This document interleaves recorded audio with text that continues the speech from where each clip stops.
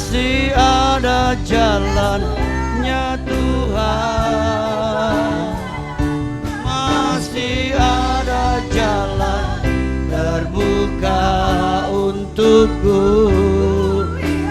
Kulihat kebesaran-Mu, kulihat kebesaran-Mu Tuhan, kulihat kebesaran-Mu, kulihat kebesaran-Mu, kulihat kebesaran-Mu. Haleluya, haleluya. Kami akan terus melihat kebesaran Tuhan yang Tuhan nyatakan atas hidup kami. Oh, berfirmanlah ya Tuhan, pagi hari ini kami rindu diberkati kembali dengan firman-Mu. Urapi hamba-Mu, pakai hamba-Mu, kuduskan hamba-Mu dengan darah Tuhan Yesus. Kami siap menikmati berkat firman-Mu pagi ini Bapa. Dalam nama Yesus kami berdoa dan bersyukur. Sama-sama kita katakan amin. Silakan duduk Bapak Ibu. Shalom. Puji Tuhan. Tema firman Tuhan kita pagi hari ini adalah menjadi seperti Yesus. Bapak Ibu, kita akan baca 1 Petrus 2 ayat 21. 1 Petrus 2 ayat 21 kita baca sama-sama Bapak Ibu. Tolong ditayangkan ayatnya. 1 Petrus 2 ayat 21 kita baca bersama-sama, kita keluarkan suara kita. 2, 3. Sebab untuk itulah kamu dipanggil, karena Kristus pun telah menderita untuk kamu dan telah meninggalkan teladan bagimu supaya kamu mengikuti jejaknya. Amin. Bapak Ibu Tuhan, dari pembacaan ayat ini kita diingatkan bahwa setiap orang percaya memiliki suatu panggilan dalam hidupnya, yaitu mengikuti teladan dan jejak dari Tuhan Yesus. Amin. Saya ulangi, dari ayat ini kita diingatkan setiap orang percaya memiliki suatu panggilan dalam hidupnya, yaitu apa? Mengikuti teladan dan jejak dari Tuhan Yesus. Jadi kita harus mengikuti teladan, jejak dari apa yang Tuhan Yesus telah berikan, telah ajarkan di dalam hidup kita. Kita baca kembali satu ayat Bapak Ibu. 1 Yohanes 2:6 kita baca kembali. 1 Yohanes 2:6, 2, 3. Barang siapa mengatakan bahwa ia ada di dalam Dia, ia wajib hidup sama seperti Kristus telah hidup. Ayat ini diperjelas Bapak Ibu. Barang siapa mengatakan bahwa ia ada di dalam Dia. Kalau kita ada di dalam Yesus, kita sudah jadi orang percaya kepada Tuhan Yesus Kristus. Alkitab berkata ia wajib hidup sama seperti Kristus telah hidup. Ada perkataan ia wajib hidup sama seperti Kristus telah hidup. Berarti Alkitab ingin mengajarkan supaya kita hidup menuju seperti yang Kristus inginkan dalam hidup yang kita jalani ini. Tuhan inginkan kita hidup seperti yang telah Kristus ajarkan, seperti yang telah Kristus teladani buat hidup kita. Supaya apa? Kita melakukannya di dalam kehidupan ini. Kalau kita melihat definisi kata Kristen Bapak Ibu, kata Kristen ini digunakan 3 kali dalam perjanjian baru. Ada ayatnya Kisah Para Rasul 11:26, Kisah Para Rasul 26 ayat 28, 1 Petrus 4 ayat 16. Dikisahkan dalam Kisah Para Rasul 11:26, para pengikut Yesus Kristus pertama kali digelari kata Kristen, yaitu di sebuah kota namanya kota Antioquia. Kenapa Bapak Ibu? Karena perbuatan keseharian dan kata-kata mereka seperti Kristus. Jadi orang-orang yang sudah percaya Tuhan Yesus Kristus disebut dengan kata Kristen pada waktu itu. Karena apa? Karena mereka melihat kehidupan dari orang percaya bahwa hidupnya, kesehariannya, dan kata-kata mereka seperti Kristus. Bapak Ibu Tuhan, jadi Kristen itu bukanlah suatu agama, tapi Kristen adalah sesuatu yang artinya menjadi pengikut Kristus. Nah, untuk itu betapa pentingnya Bapak Ibu Tuhan kita menyadari arti kata Kristen dalam hidup kita, di mana kita diajar untuk hidup menjadi seperti Kristus. Bapak Ibu Tuhan, ada 7 teladan yang Yesus Kristus berikan buat kita.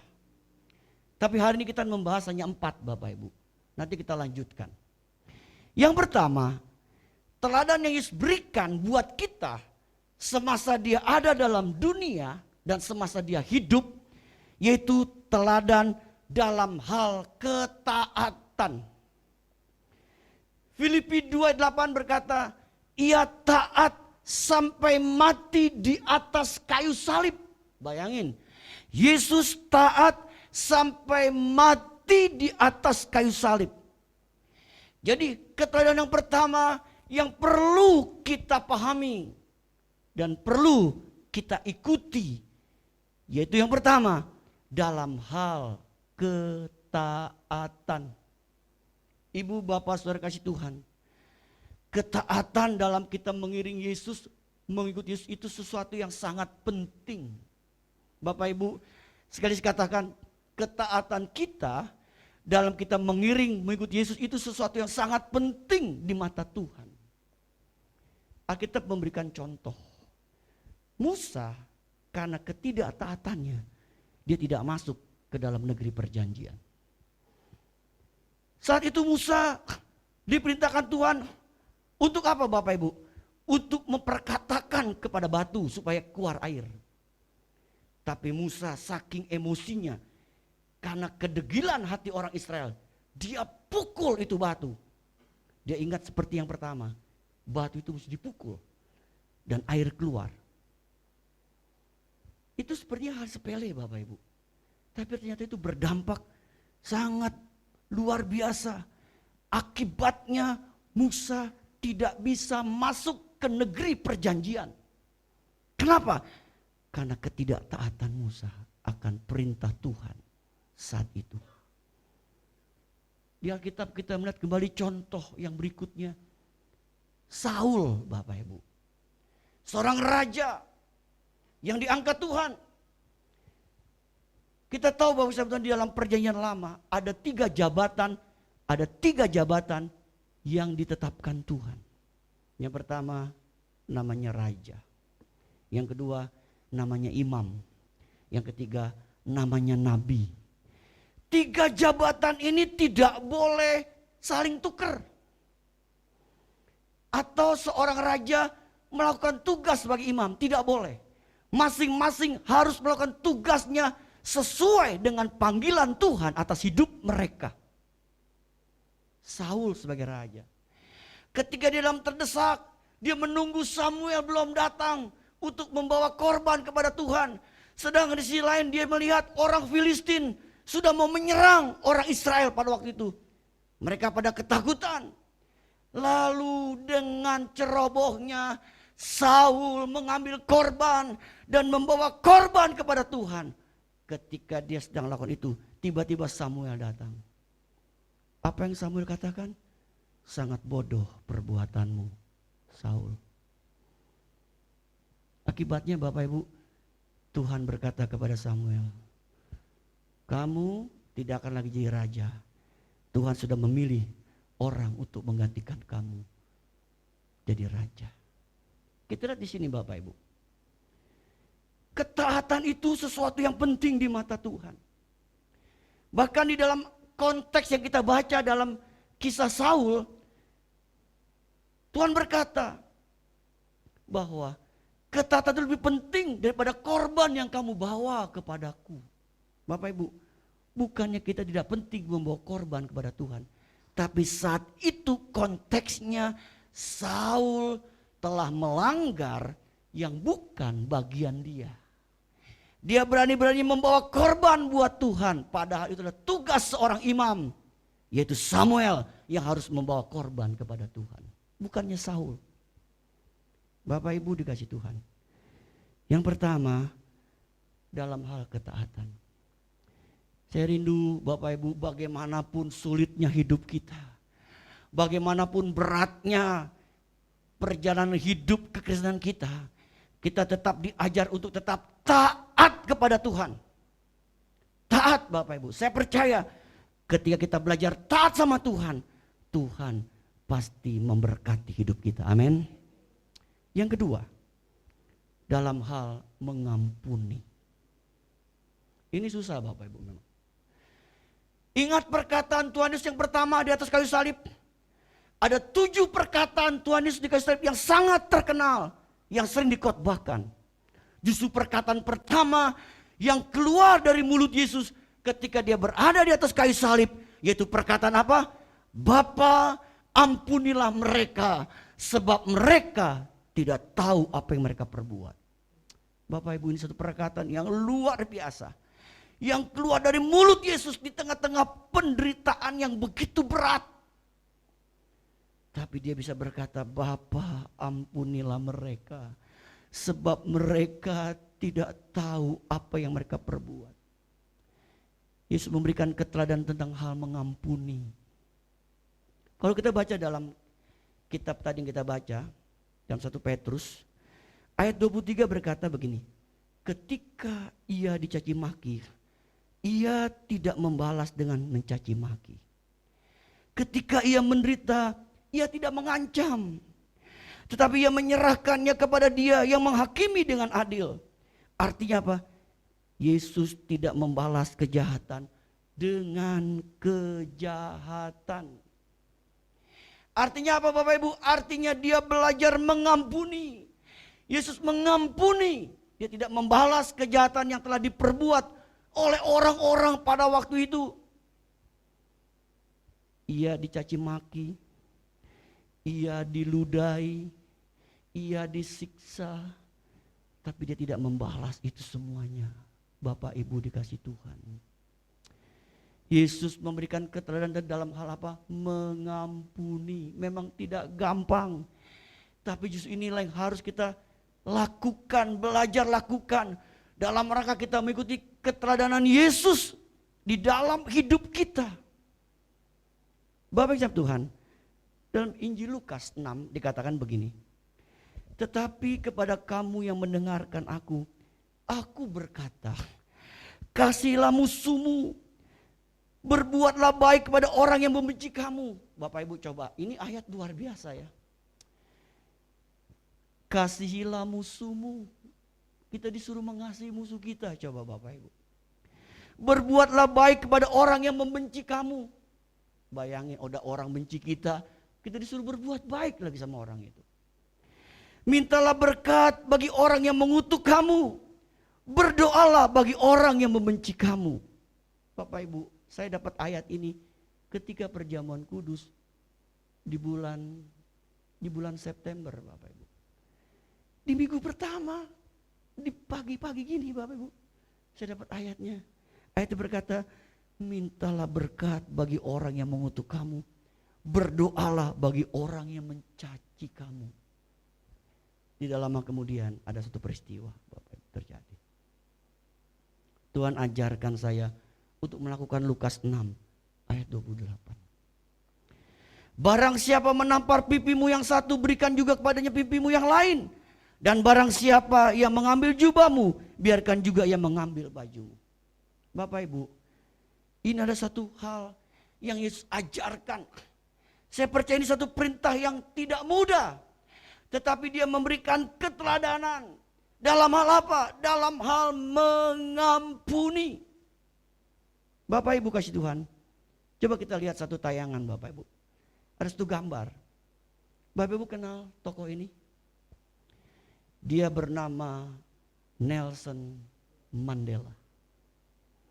Dia seorang tokoh kulit hitam di negaranya. Nelson Mandela, Bapak Ibu. Bapak Tuhan, kisahnya begini. Nelson Mandela ini seorang yang memperjuangkan hak orang-orang susah. Dia menuntut keadilan dan sebagainya. Bapak Ibu dikasih Tuhan, apa yang terjadi? Nelson Mandela ditangkap.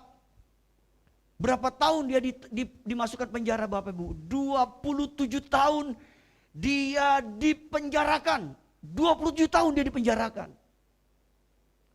Bahkan salah satu sipir, Bapak Ibu tahu sipir, salah satu pimpinan di penjara, sering menyiksa dia. Satu kali dia digantung Bapak Ibu. Dia digantung, kepalanya di bawah, kaki di atas. Dia digantung Bapak Ibu. Lagi digantung, dikencingin. Sama sipir itu dikencingin. Udah digantung, dikencingin Bapak Ibu. Sama si sipir itu. Nelson Mandela berkata dalam hatinya, nanti kamu bisa rasakan sesuatu. Singkat cerita, dia terpilih jadi presiden Bapak Ibu. Dia terpilih jadi presiden. Setelah dia keluar dari penjara, malah satu perjuangan, akhirnya dia terpilih jadi presiden. Bapak Ibu tahu apa yang terjadi? Ketika dia terpilih jadi presiden, dia panggil pengawal pribadinya. Dia berkata, pengawal, kamu jemput sipir yang dulu menangkap saya, yang menganiaya saya. Panggil dia. Waduh Bapak Ibu, itu sipir dipanggil sama pengawal pribadi presiden. Nelson Mandela telah jadi seorang presiden. Dipanggil dia, dijemput khusus. Ketika ketemu sama Nelson Mandela, ini sipir udah ketakutan Bapak Ibu. Udah keluar keringet dingin. Dia pikir dia pasti akan disiksa, dianiaya, dan ditangkap dan dipenjarakan. Nelson Mandela berkata begini, hal pertama yang saya lakukan setelah saya jadi presiden adalah justru saya mau memaafkan kamu. Waduh Bapak Ibu, luar biasa sesuatu yang dilakukan oleh seorang bernama Nelson Mandela. Dia berkata, justru pertama kali yang aku lakukan setelah aku jadi presiden, aku ingin memaafkan kamu. Dia peluk itu sipir Bapak Ibu. Dia maafkan. Dia ampuni perbuatan dari sipir itu. Bapak Ibu, dalam satu artikel dikatakan begini Bapak Ibu. Dalam sebuah buku tentang pengampunan dikatakan, Bapak Ibu perhatikan kata-kata ini. Memaafkan memang tidak bisa mengubah apa yang sudah terjadi.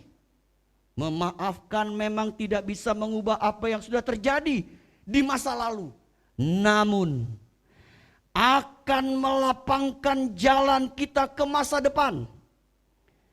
Kebencian dan sikap tidak mau mengampuni sebenarnya sedang menutup jalan untuk masa depan kita sendiri dan menutup pintu berkat kita. Aduh Bapak Ibu, ternyata ketika kita mengampuni orang, kita sedang membuka jalan, melapangkan jalan. Untuk apa Bapak Ibu?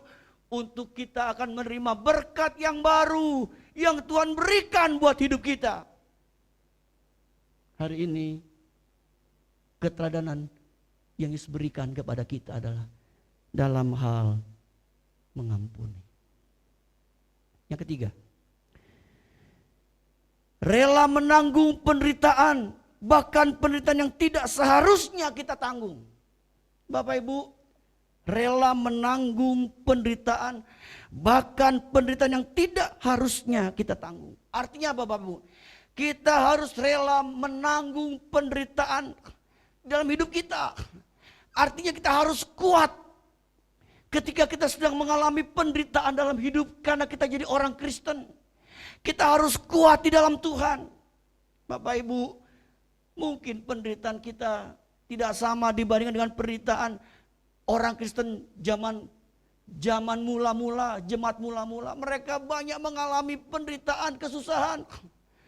Bahkan satu kali Bapak Ibu, saya baca di grup kita di Info GBI, ada seorang mengirim tentang kehidupan kekristenan di sebuah negara di mana mereka begitu mengalami begitu kesulitan. Jadi orang Kristen di negara tersebut tidaklah mudah. Sering diperlakukan hal yang tidak adil dan sebagainya. Bahkan diperlakukan dengan semena-mena. Artinya di sini Bapak Ibu kita harus kuat. Rela menanggung penderitaan. Kenapa? Karena Yesus lebih dulu menderita buat Bapak Ibu dan buat saya. Amin. Dia telah lebih dulu menderita. Kalau kita lihat penderitaan yang Yesus alami begitu luar biasa. Dalam rangka dia menebus hidup kita dari dosa dan kesalahan kita. Bapak Ibu, ketika Bapak Ibu sedang banyak mengalami penderitaan dalam hidup, ingat bahwa Yesus telah lebih dulu menderita buat kita. Ini yang membuat kita bisa bertahan Bapak Ibu. Kita harus kuat. Karena Yesus sudah menderita buat kita. Mungkin penderitaan zaman sekarang berbeda. Bapak Ibu, mungkin kita sedang menderita karena COVID Corona. Mungkin sedang menderita karena masalah ekonomi, masalah keuangan. Kita mungkin sedang menderita karena hal-hal yang sulit yang kita jalani dalam hidup ini. Untuk itu Bapak Ibu yang Tuhan Yesus kasihi, biarlah kita tetap kuat. Mau rela menderita apapun. Dan kita tetap mau belajar seperti Tuhan kita Yesus Kristus. Amin. Karena dia telah memberikan keteladanan yang baik buat hidup kita. Yang keempat Bapak Ibu. Keteladanan dalam hal berdoa. Bapak Ibu, 3 ayat yang saya tulis. Markus 1:35 berkata begini. Pagi-pagi benar, waktu hari masih gelap, Yesus pergi keluar dan dia berdoa. Pagi-pagi benar. Yesus mengawali hidupnya dengan doa. Kalau Bapak Ibu baca di dalam Matius 14:23, ya, dikatakan Bapak Ibu bahwa dia ketika malam hari dia pun berdoa kepada Bapa di surga. Dia awali kehidupannya dengan doa. Dan dia tutup hari itu dengan doa kepada Bapa di surga. Kita lihat Yesus memberikan keteladanan dalam hal berdoa. Bapak Ibu, kadang-kadang saya melihat banyak orang Kristen kurang memahami rahasia tentang hal doa. Mereka menganggap hal sepele, tapi kita lupa. Doa itu bisa mendatangkan kuasa. Amin. Doa itu bisa mendatangkan kuasa. Doa itu bisa mengubah yang tidak mungkin jadi mungkin. Hanya dengan hal apa? Dengan hal berdoa. Kita bertelut di bawah kaki Tuhan. Kita merendahkan hati kita di hadapan Tuhan. Kita datang sujud kepada Tuhan. Dan Tuhan bisa melakukan hal yang kelihatannya tidak mungkin jadi mungkin. Kenapa Bapak Ibu? Karena dalam doa bisa mendatangkan kuasa dalam hidup kita. Bapak Ibu yang Tuhan. Saya dapat artikel kemarin beberapa hari yang lalu. Ada seorang penginjil hamba Tuhan di Tiongkok, di Cina. Dia ditangkap. Kenapa? Dia sering menginjil. Dia ditangkap dan dimasukkan ke dalam penjara. Satu kali Bapak Ibu, si pimpinan itu berkata begini, pimpinan penjara, tentara ini berkata begini, hukuman kamu saya akan perpanjang kalau kamu tidak bisa melakukan sesuatu. Disuruh apa Bapak Ibu? Dikasih cari kertas, makanya saya bawa kertas hari ini Bapak Ibu. Kamu buat gambar salib dari kertasmu hanya dengan sekali gunting. Bisa nggak Bapak Ibu? Secari kertas, sekali gunting jadi salib. Kan susah Bapak Ibu. Nggak ada orang bisa sekali gunting jadi salib, nggak ada. Hamba Tuhan ini disuruh demikian. Saya kasih waktu kamu. Besok kalau kamu tidak bisa melakukan, hukuman kamu saya perberat. Malamnya dia berdoa Bapak Ibu. Hamba Tuhan di penjara. Dia berdoa, Tuhan, apa yang aku harus lakukan? Aku disuruh membuat satu sekali guntingan kertas dan bisa menjadi sebuah salib. Jadi salib Bapak Ibu. Dari guntingan itu jadi salib. Tuhan itu luar biasa Bapak. Dia dikasih mimpi. Di mimpi itu Tuhan kasih tahu caranya. Bayangin Bapak Ibu.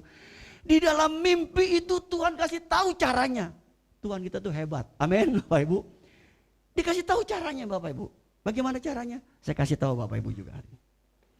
Bapak Ibu, Tuhan ajarin. Disuruh lepit Bapak Ibu. Ini kertas ya.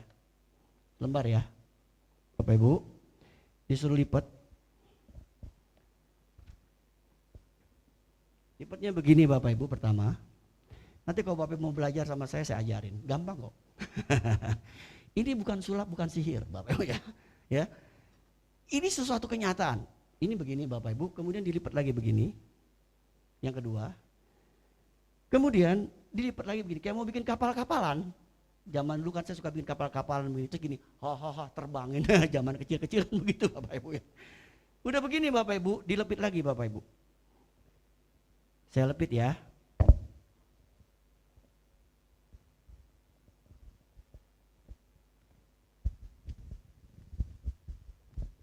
Jadi begini Bapak Ibu, lipat. Tuhan ajarin lipatnya kayak begini. Terus Tuhan bilang apa? Kamu gunting bagian tengah ini. Saya gunting ya, makanya saya pinjam guntingnya Pak Wempi nih.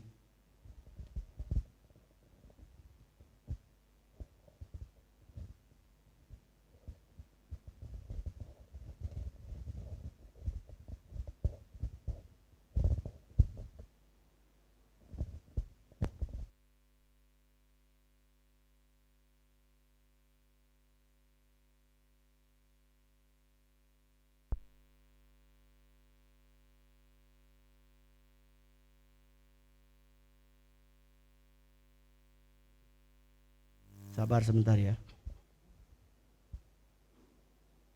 Ini Bapak Ibu, lembaran kertas ini Bapak Ibu, ini jadi huruf. Kalau yang ngerti bahasa Mandarin, ada huruf bahasa Mandarin, tapi ada huruf bahasa Inggris. Salah satu huruf yang tadi bisa jadi apa? Kata love. Sisa guntingannya itu ada kata love, ada kata hell bisa dibuat. Tuhan tuh unik luar biasa Bapak Ibu.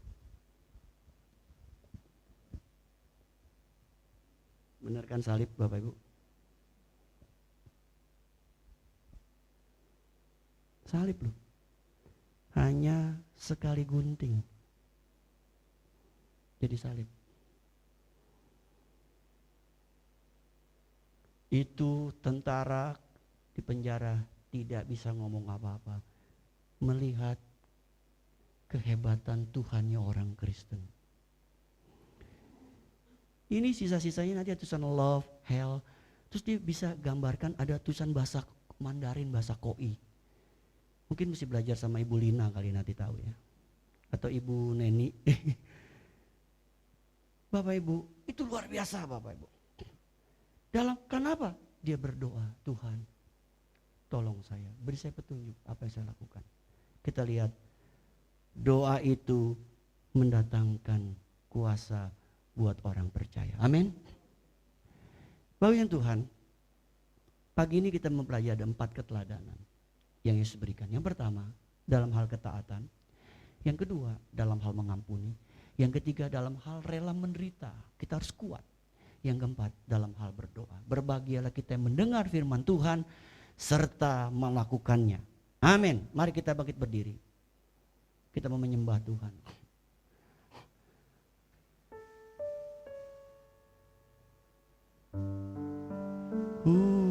Menyembah dalam kudus hadirat-Mu. Hampiri tahta kasih karunia-Mu Bapa, kekuatanku, kekuatanku hanya dalam hadirat-Mu.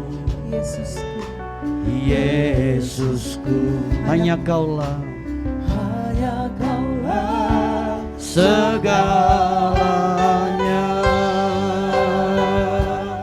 Katakan, ku yakin Kau hadir di sini Tuhan. Ku yakin Kau hadir di sini. Ku rasakan kuasa yang tak terbatas. Ku yakin Kau nyata di sini. Kemenangan terjadi di sini. Ku yakin Kau hadir di sini. Ku rasakan, amin, kuasa yang tak terbatas. Ku yakin Kau nyata di sini. Kemenangan terjadi di sini. Bapak Ibu, kita tundukkan kepala dalam hadirat Tuhan. Kita percaya Tuhan hadir bersama-sama di tempat ini dengan kita. Adakah di antara ibu bapak yang mau didoakan secara khusus pagi ini? Kalau ada, tidak keberatan, angkat tanganmu sama Tuhan. Saya akan berdoa buat setiap tangan-tangan yang diangkat di hadapan Tuhan. Kita percaya di mana Dia hadir, Dia bisa menolong hidup kita. Di mana Dia hadir, Dia bisa memberikan mujizatnya buat hidup kita. Kalau Dia hadir, Dia bisa memberikan pertolongannya bagi hidup kita. Haleluya. Ku yakin Kau hadir di sini. Ku rasakan kuasa yang tak terbatas. Ku yakin, amin, Kau nyata di sini. Mari katakan, kemenangan terjadi di sini, amin. Ku yakin Kau hadir di sini. Ku rasakan kuasa yang tak terbatas. Ku yakin Kau nyata, amin, amin. Kemenangan terjadi. Katakan sekali lagi, ku yakin dalam nama Yesus. Jamah setiap tangan diangkat Tuhan. Dalam nama Yesus, berikan kami kemenangan, berikan kami pertolongan, berikan kami jalan keluar. Dalam nama Yesus, terimalah kemenangan dari Tuhan, terimalah pertolongan dari Tuhan. Amin. Terjadi di sini. Ku yakin Kau hadir di sini. Kau hadir di sini Tuhan. Haleluya. Tolong kami umat-Mu, kami butuh pertolongan-Mu Tuhan saat ini. Kami butuh pertolongan-Mu Tuhan saat ini. Oh, haleluya.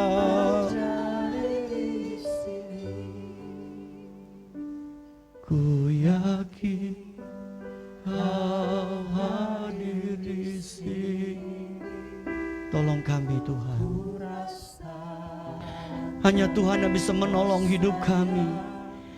Hanya Tuhan yang bisa menolong keadaan kami. Hanya Tuhan yang bisa menyembuhkan penyakit kami. Haleluya, haleluya.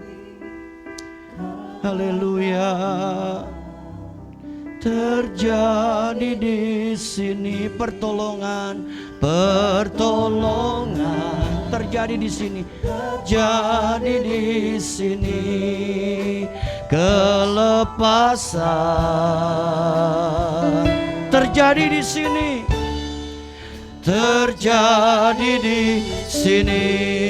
Haleluya, haleluya, haleluya, haleluya, haleluya.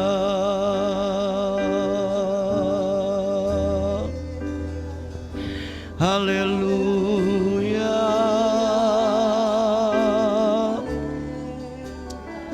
Oh, haleluya. kami Tuhan. Kau bisa menolong kami. Kau bisa Tuhan memberikan kami kemenangan. Haleluya, haleluya. Oh,